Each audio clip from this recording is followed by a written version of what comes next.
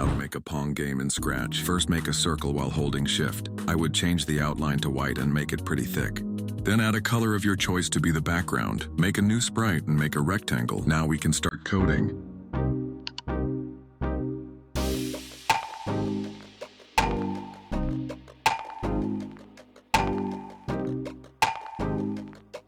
This code will bring it to the bottom and allow movement left and right with arrow keys. This is the code for the ball.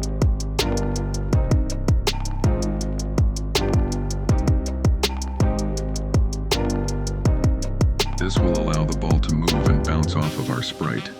But make sure to change the direction to one that isn't 90. Make a new sprite and let's make a losing mechanism. Let's go back to our ball sprite and add this simple code.